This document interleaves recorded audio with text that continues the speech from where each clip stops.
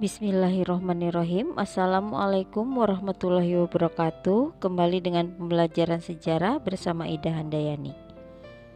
Kita akan bahas Gubernur Jenderal Jan Willem Jensen di bawah pemerintahan Napoleon Bonaparte yang berkuasa dari mulai tanggal 15 Mei 1811 sampai 18 September 1811. Tidak banyak kebijakan yang dilakukan Jan Willem Jensen karena masa kekuasaannya hanya berlangsung kurang lebih 4 bulan saja, yaitu dari bulan Mei sampai bulan September. Tetapi kita akan coba bahas awal karir dan pelaksanaan tugas Jensen selama di Nusantara.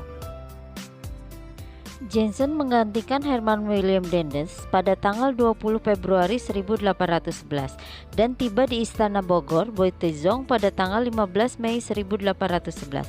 Ketika itu Jensen berusaha memperbaiki kondisi Hindia Belanda yang sudah banyak ditaklukkan oleh pemerintahan Inggris. Pada tanggal 4 Agustus 1811, 60 kapal Inggris yang dipimpin oleh Raffles muncul di daerah perairan Batavia. Setelah itu, pada tanggal 26 Agustus 1811, Batavia sudah dapat ditaklukkan oleh Inggris. Jensen kemudian mundur ke Salatiga dan akhirnya menyerah di Tungtang. Penyerahan Jensen secara resmi ke pihak Inggris ditandai dengan adanya kapitulasi Tungtang pada tanggal 18 September 1811. Jensen memulai karirnya di usia 9 tahun sebagai kadet pada tahun 1771. Karena jujur, cermat, dia naik pangkat menjadi letnan di usia 15 tahun dan menjadi pejabat logistik. Ketika terjadi pemberontakan kaum patriotik pada tahun 1787, dia memihak stadtholder raja. Pada tahun 1795 berdiri Republik Belanda yang pro-Prancis, maka Jensen pensiun karena terluka di medan perang. Sejak itu dia bekerja di administrasi, namun tetap bertugas menyediakan makan dan sandang kepada prajurit baru, kiriman Prancis yang kelaparan dan compang-camping. Ternyata Napoleon puas dengan perlakuan baik itu. Pada tahun 1802, Napoleon mengangkat Jensen menjadi Gubernur Jenderal di Tanjung Harapan, Afrika. Semua terkejut bukan kepalang, karena di usia 39 tahun setelah bekerja 7 tahun di bagian administrasi yang sepele, Jensen mendadak lompat dari pangkat kapten menjadi Jenderal Divisi. Ketika Inggris kembali menyatakan perang terhadap Belanda pada tanggal 16 Mei 1803, Jensen diperintah mengirimkan bantuan ke Jawa yang dianggap lebih penting daripada Tanjung Harapan.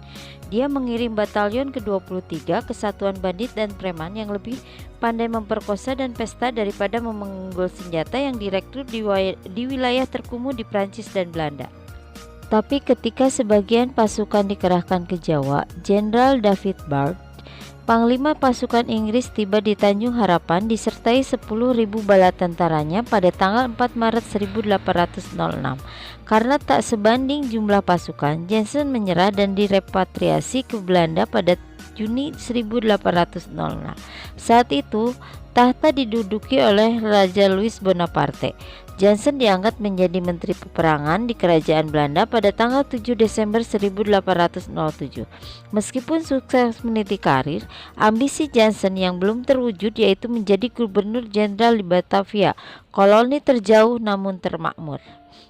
Jensen tahu sekali kalau kehidupan di Jawa jadi dambaan seorang gubernur jenderal karena mempunyai istana, pasukan pelayan, penghibur, seluruh kenyamanan yang dilukiskan oleh para musafir sebagai surga dunia. Dia membayangkan kehidupan yang serba mewah itu dan menimbulkan rasa iri kepada Gubernur Jenderal Herman Willem Dendels. Jensen segera menebar hujatan dan fitnah yang dibocorkan oleh pejabat tinggi Belanda mengenai langkah kejam yang diambil oleh Dendels yang otoriter. Berbagai gosip itu terkesan bahwa Dendels memperlakukan pribumi secara tidak manusiawi. Lebih buruk lagi, Dendels dianggap tiran yang berkuasa menjadi dirinya Raja Jawa. Kesempatan untuk menggantikan Dendels segera terwujud baginya saat Napoleon mengakuisisi kerajaan Belanda ke dalam kekaisarannya.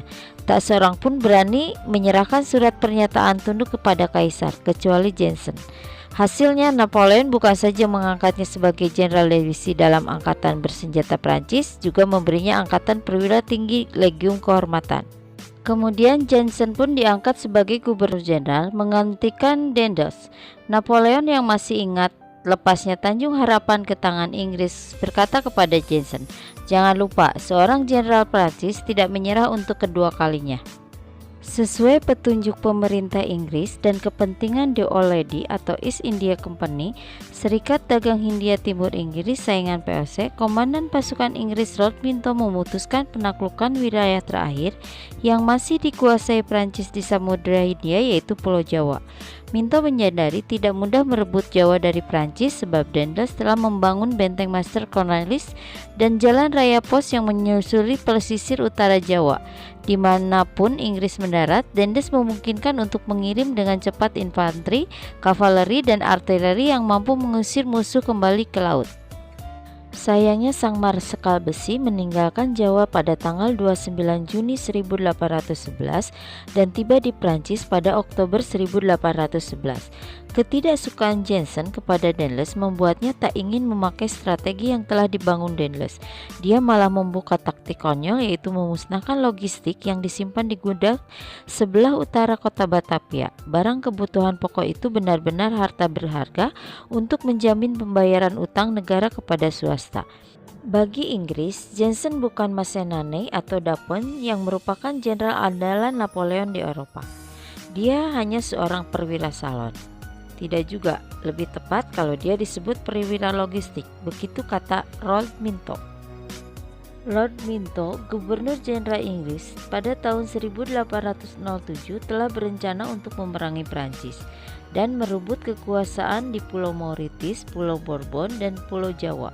Pada tahun 1810, Belanda takluk di bawah Prancis dalam peperangan era Napoleon, sehingga seluruh daerah kekuasaannya masuk direbut Prancis, termasuk Hindia Belanda dan Jawa di dalamnya. Rencana Lord Minto dijalankan. Sebuah ekspedisi militer Britania bergerak melewati Samudra Hindia menuju Jawa pada pertengahan 1811. Ekspedisi tersebut dipimpin Letnan Jenderal Sir Samuel Auchmuty, seorang warga Amerika yang pernah membantu Britania dalam Perang Kemerdekaan Amerika. Hampir 12.000 tentara dan 100 kapal, termasuk 4 kapal perang, 14 kapal pengawal, dan 7 kapal penjaga, serta 8 kapal penjelajahan perusahaan Hindia Timur Britania berada dalam konvoi laut militer Inggris tersebut. Ekspedisi merupakan ekspedisi terbesar sebelum Perang Dunia Kedua. Ekspedisi ini mendarat di Teluk Batavia sekitar pukul 2 siang pada tanggal 4 Agustus 1811. Para serdadu Inggris kemudian berbaris di Cilincing, daerah rawa di pesisir Batavia, dan 3 hari kemudian berhasil menyeberangi Sungai Ancol, bergerak dalam senyap menuju kota Batavia. Penyerangan balai kota Batavia dilakukan pada pukul 11 malam. Serdadu Inggris tidak mengalami kesulitan memasuki Batavia karena tembok yang mengelilingi Batavia telah dirobohkan oleh pemerintahan Daendels pada tahun 1808 sampai 1810. Pusat kota yang sebelumnya dikuasai Prancis pun jatuh dengan mudah ke tangan Inggris. Sebelum subuh tanggal 10 Agustus 1811, serdadu Inggris telah bergerak menyusuri pinggiran Kanal Mopenfleet, sekarang Jalan Hayam Wuruk dan Jalan Gajah Mada, menuju sebuah kawasan barak-barak militer di Weltervelde, kini sawah besar dan seputaran lapangan banteng. Pertempuran hebat pun terjadi antara Inggris dan Prancis di Jawa. Meskipun 3 meriam Inggris dapat direbut dan dirobohkan oleh Prancis, tetapi kemudian 3 benteng pertahanan dari Master Cornwallis dapat dirobohkan dan direbut oleh Inggris. Dengan direbutnya benteng pertahanan menurunkan moral sebagian besar pasukan Hindia Timur Jensen yang merupakan gabungan dari tentara Belanda, Prancis, dan pribumi. Sebagian besar pasukan Hindia Timur atau pribumi tersebut diragukan loyalitas dan efektivitasnya, meskipun ada beberapa pasukan artileri yang tangguh dari Sulawesi. Banyak tentara Belanda yang juga membelot, menyangkal kesetiaan mereka terhadap Prancis. Tentara Inggris menyebur Master Cornwallis di tengah malam pada tanggal 25 Agustus, merebutnya setelah pertempuran yang sengit. Penyerbuan tersebut memakan korban sebanyak 630 jiwa di pihak Inggris. Korban di pihak Prancis Belanda lebih berat, tetapi hanya korban yang merupakan perwira militer yang tercatat. 40 dari mereka tewas, 63 terluka, dan 230 ditangkap, termasuk 2 jenderal Prancis. Hampir 5.000 orang ditangkap, termasuk 3 perwira jenderal, 34 petugas lapangan, 70 kapten, dan 150 perwira bawahan. 1.000 pria ditemukan tewas di benteng tersebut, dengan lebih banyak yang terbunuh dalam pengejaran berikutnya. Jensen melarikan diri ke Boitezong atau Bogor dan dilanjut ke Semarang melalui jalan raya pos yang dibangun oleh Dendels. Tiba di Semarang pada tanggal 1 September 1811. Gubernur Midden Java Brigadir General von Winkelmann menyambut kedatangan Jensen dan rombongannya yang letih di Villa Gubernur di Bojong, sekarang menjadi rumah dinas Gubernur Jawa Tengah di Bundaran Tugu Muda. Setelah beristirahat sebentar, Jensen memerintahkan pasukan untuk mengambil posisi bertahan di perbukitan Jatingaleh, sekitar 10 km ke arah selatan, yang telah dipersiapkan oleh von Winkelmann sebelumnya. Selain memanfaatkan posisi ketinggian untuk mencegat gerakan pasukan Inggris dari kota bawah, ia juga mempersiapkan jalur pelarian berikutnya ke arah Salatiga dan kemudian Surakarta. Di kota itulah ia berencana untuk mencari perlindungan ke Surakarta. Markas besar pasukan Prancis berada di From Willem II, sebuah benteng kecil di Ungaran. Bala bantuan datang dari Surakarta dan Yogyakarta, termasuk Legium Pangeran Rangkedono yang berkekuatan 1.200 orang yang telah mendapat pelatihan kemiliteran dari Prancis dan di kemudian hari dikenal sebagai Legium Mangkunegaran. Garis pertahanan kedua dibentuk di Tuntang, di jalur sempit di antara perbukitan Banaran dan Danau Rawapening, dengan markas pertahanan di Salatiga. Selasa 10 September 1811, armada Inggris berkekuatan 13 kapal perang berlabuh di perairan pelabuhan Semarang. Komandan tentara Inggris, Sir Aumoty, mengirim 2 orang perwiranya, yaitu Kolonel Agnew dan Kapiten Elliot Minto, menemui Jensen di Villa Bojong untuk menyampaikan surat dari Raja Muda Inggris di India, Lord Minto, agar Prancis menyerah. Perundingan gagal karena Jensen menolak menyerah dan segera memerintahkan anak buahnya mundur ke Jatingaleh. Admiral Stofford, komandan armada Inggris, memerintahkan perebutan kapal-kapal perang Prancis yang berlabuh di pelabuhan Semarang, yang ternyata sudah ditinggalkan kosong oleh awak kapalnya. Bahkan meriamnya pun sudah diangkut semua ke perbukitan Jatingaleh. Nyaris tidak ada perlawanan berarti terhadap serangan Inggris ini. Selepas perebutan kapal perang Prancis, Stofford memerintahkan armadanya meninggalkan pasukan darat untuk menyerang Fort Lodewijk di Surabaya. Aumoty sangat geram karena pihak British Navy tidak mengikuti perintahnya. Pasukan pertahanan Prancis dipimpin oleh Kolonel de Vrec-Coumemont berkekuatan 8.000 orang, didukung oleh 22 meriam dan pasukan bantuan dari Surakarta, Yogyakarta, dan Madura. Sementara pasukan Inggris berkekuatan hanya 1.100 prajurit, 7 meriam, dan tanpa kavaleri berkuda. Aumoty sempat bimbang apakah menyerang sekarang atau menunggu bala bantuan dari Batavia, dengan resiko Jensen dan pasukannya berkesempatan mundur ke Surakarta yang lebih jauh dari jangkauannya dan makin sulit ditaklukkan. Akhirnya pada Minggu 15 September 1811, ia memanggil komandan lapangannya, Kolonel Gibbs. Pukul 2 dini hari, Senin 16 September 1811, pasukan Inggris berkekuatan kecil meninggalkan bivaknya dan bergerak menuju ke selatan, dipimpin oleh barisan resimen infanteri ke-14. Setelah berjalan dalam keheningan dan tanpa penerangan sepanjang 10 km, akhirnya pasukan Inggris tiba di depan garis pertahanan Prancis di kaki Bukit Gombel pada pukul 5 pagi. Posisi mereka sangat kuat, berada di jalan yang menanjak di lereng bukit, diapit oleh lereng dan jurang yang terjal. Posisi antara kedua pasukan terpisah oleh lembah selebar 1 km. Gibbs berpikir seperti pertempuran David vs Goliath. Sejenak ia sempat berpikir untuk mundur ke kota Semarang untuk menunggu bala bantuan dari Batavia. Akhirnya ia memilih strategi yang boleh dibilang mustahil, mengejutkan musuh dengan tembakan artileri atau meriam, menciptakan suasana segalau mungkin, dan memanfaatkan kekacauan itu untuk bergerak maju sejauh mungkin dengan segala kekuatan yang ada hingga ke Ungaran. Saat matahari terbit, meriam-meriam Inggris segera menembak setinggi mungkin untuk mencapai puncak pertahanan Prancis, dan barisan infanteri segera berlari memasuki lembah dan mendaki bukit sampai ke puncak. Pasukan Prancis dan sekutunya sangat terkejut dengan serangan tiba-tiba tersebut, dan kocar-kacir menyelamatkan diri dari ledakan peluru meriam. Dengan hanya 2 orang prajurit Inggris yang gugur dan beberapa yang luka-luka, Gibbs memimpin pasukannya menyeberangi lembah dan mulai menyerang pasukan Prancis di tengah dan sayap kiri. Kemudian merangsek ke arah pasukan Legium Prangwodono yang juga sedang bergerak mundur. Beberapa perwira Prancis dan Belanda gugur. Jansen terpaksa mundur dengan menaiki kudanya ke front Willem II di Ungaran, dikawal 20 perwira dan 2 meriam Legium Prangwodono yang dipimpin oleh Lieutenant Buchet. Jansen dengan wajah yang penuh abu mesiu dan peluh memerintahkan pasukannya untuk bertahan di dalam benteng, dengan cara satu menghancurkan jembatan yang menuju benteng, kedua bertahan selama mungkin untuk mengumpulkan pasukan yang koncar-kancir dan mundur teratur ke arah barisan pertahanan kedua di Tungtang, dan selanjutnya ke Salatiga. Namun perintahnya terlambat. Gerakan pasukan Inggris sangat cepat dan sudah sampai di jembatan di depan benteng. Pasukan Prancis menembaki dengan membabi buta sebelum akhirnya mundur dan menghanguskan benteng dan desa di sekitarnya. Prajurit-prajurit Jawa dan Madura sudah berlarian ke sawah, ladang, dan hutan di sekitarnya, meninggalkan Jansen dan segelintir perwira yang masih berusaha lari ke arah Tuntang. Jam 3 sore, Jansen tiba di Tuntang. Ia dan pasukannya beristirahat. Pasukan Inggris pun beristirahat dalam jarak yang tidak terlalu jauh, kurang lebih 2 km saja.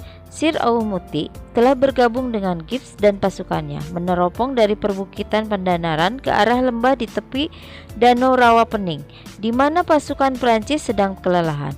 20-an prajurit Bugisan Yogyakarta bersenjata tombak membentuk barisan pertahanan dalam 2 meriam menghadap ke jembatan.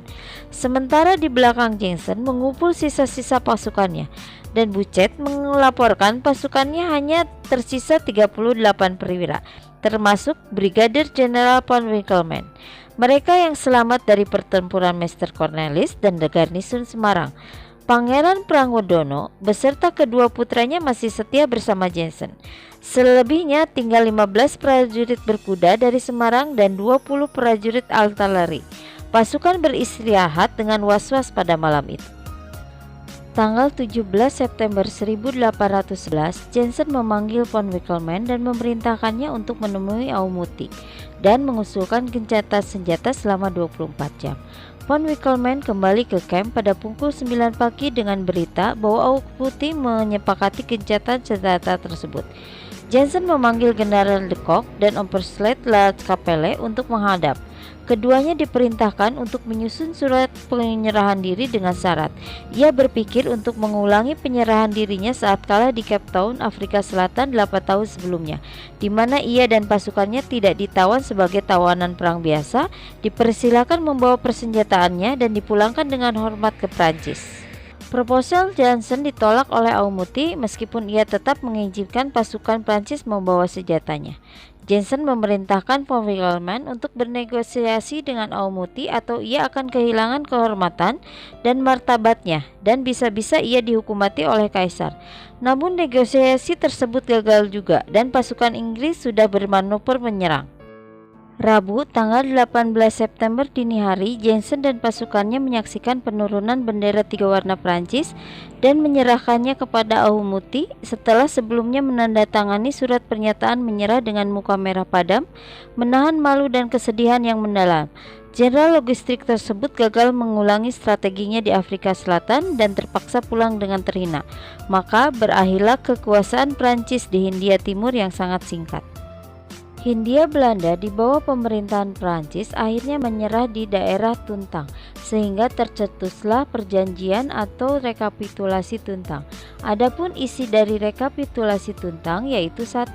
Seluruh Pulau Jawa dan semua wilayah yang dikuasai Belanda harus diserahkan ke pemerintahan Inggris.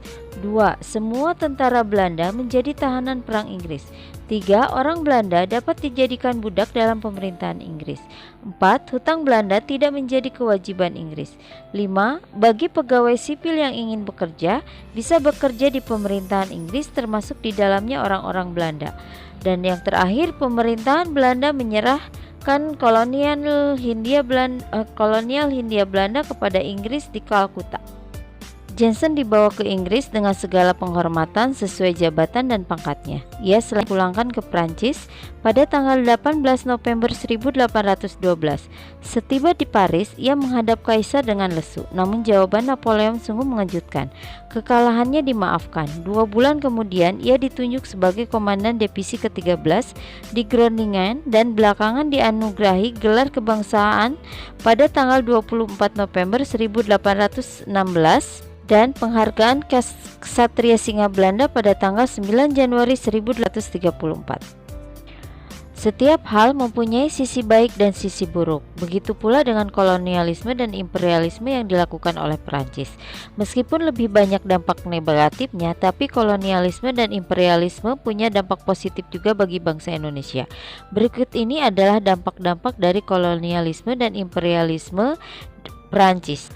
Adapun dampak negatif dari kolonialisme dan imperialisme, baik itu yang dilakukan oleh Portugis, Spanyol, VOC atau Belanda, Prancis, Inggris maupun Jepang sama saja, yaitu diantaranya adalah 1. Sumber daya Indonesia dikuras habis sehingga membuat bangsa Indonesia tidak dapat menggunakannya untuk Indonesia sendiri. Kedua, rakyat Indonesia dijadikan budak dan tidak dapat mengembangkan Indonesia sebagai negaranya.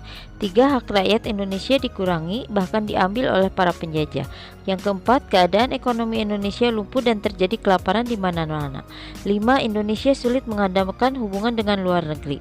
Dan yang terakhir, rakyat Indonesia tidak bisa memerintah di negaranya sendiri. Secara umum, masa kolonialisme dan imperialisme meninggalkan beberapa warisan yang masih dilestarikan oleh Indonesia sampai sekarang. Begitu pula dari peninggalan kolonialisme dan imperialisme pada masa pemerintahan Prancis. Di antaranya yaitu pada masa Dendes telah menghubungkan, memperbaiki dan membuat jalan di sepanjang Anyer ke Panarukan yang sering dikenal dengan Jalan Raya Pos. Dendes juga merupakan peletak dasar gaya berbusana, pelopor anti korupsi, peletak struktur sentralisasi pemerintah, pelopor perubahan sistem pertahanan laut ke pertahanan darat, membangun bangunan dengan gaya arsitek Empire Indi, adanya perubahan infrastruktur dan reformasi administrasi, sistem hukum Indonesia terutama sistem hukum pidana yang masih menggunakan kode Napoleon, adanya uang kertas, merupakan peletak dasar tata kota di Indonesia terutama di Bandung, Surabaya, dan Semarang. Kata serapan, toilet, supir, dejapu, bagasi, jaket, ambulans, koran, populer, gratis, karoseri, prestise, kudeta, parlemen, paleton, parasut, senreisemen, dan lain-lain merupakan kata Prancis yang diserap kemudian menjadi bahasa Indonesia. Dengan bahasan dampak dari kolonialisme dan imperialisme Prancis, maka berakhir masa kolonialisme imperialisme Prancis di Indonesia. Kita akan lanjut dengan imperialisme dan kolonialisme pengganti Prancis yaitu Inggris. Terima kasih. Assalamualaikum warahmatullahi wabarakatuh.